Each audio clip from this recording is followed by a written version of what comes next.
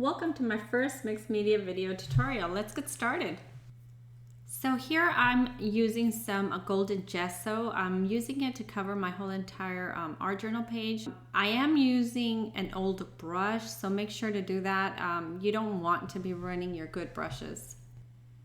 Once your art journal is dry, I used some matte medium and some old dictionary pages that I tore out of an old dictionary book. I just tore the pieces up and laid them out on my page exactly how I wanted to have them.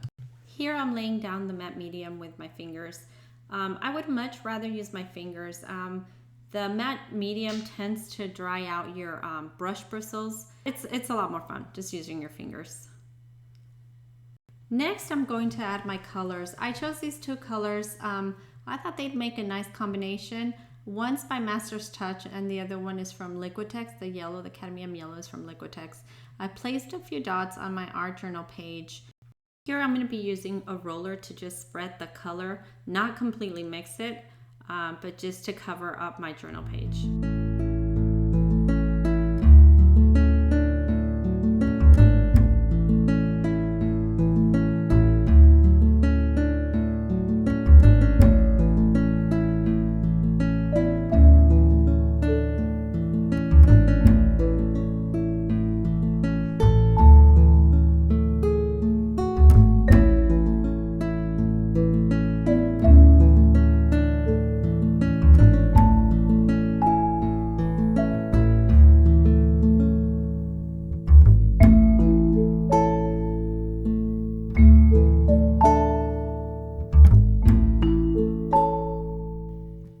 Once completely dry, I use some gesso and apply it with my fingers.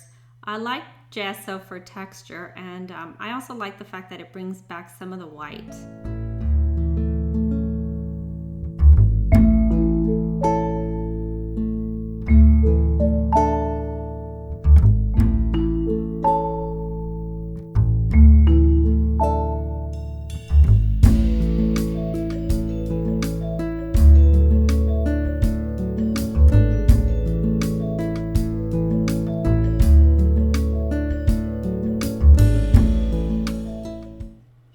Using some Liquitex inks. I love these inks. They're acrylic, and I just love the transparency and the density of these inks. I like to place it on my journal and then spray it with some water. Then I lift up my journal and just watch it drip down. I gently also dab it with a paper towel just to see what textures and what effects I get. And you know, I'll layer color after color, but right now I'm just going to be using this one.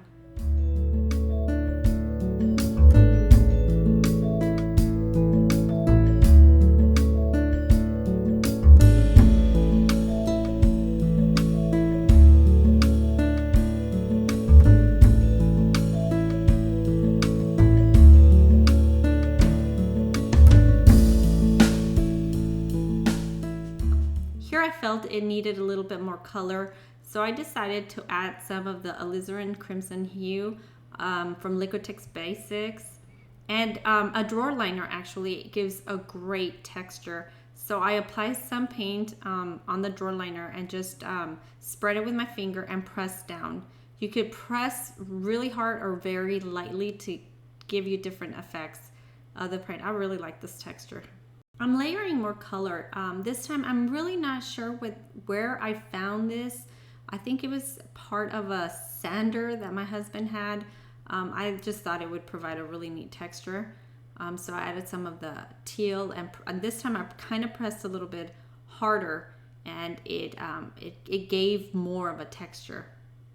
As I was looking at my journal, I felt that the red was a little dense, so I decided to add some more textures using some titanium white and punchinella. This added another layer of texture, which, I mean, I love texture.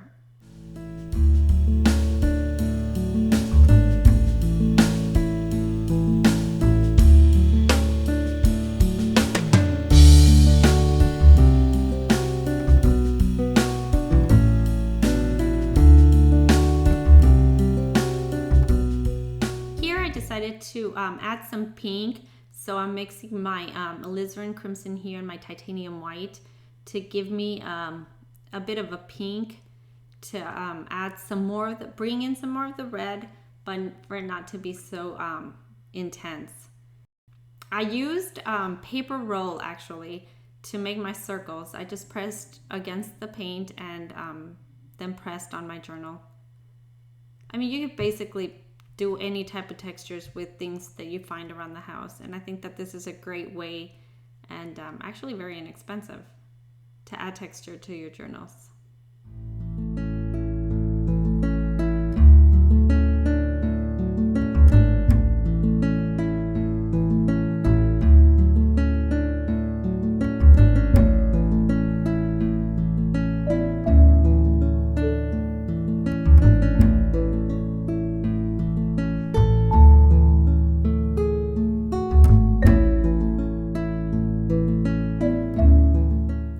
Some more of the pink with one of the drawer liners to add more texture and place more pink throughout my journal.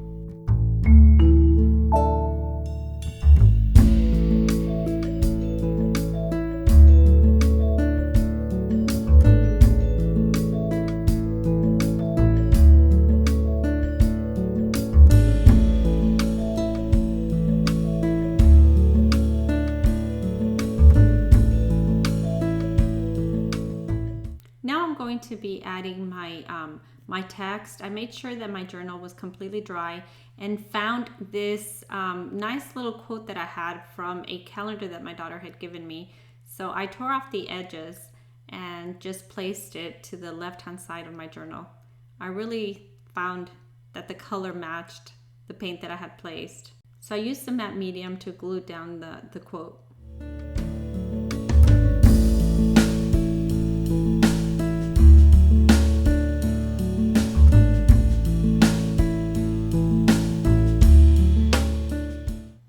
So here I just use my Neo colors. I like to use the brown color. I like to color the edges of my journaling. Once you add the water, it softens the page.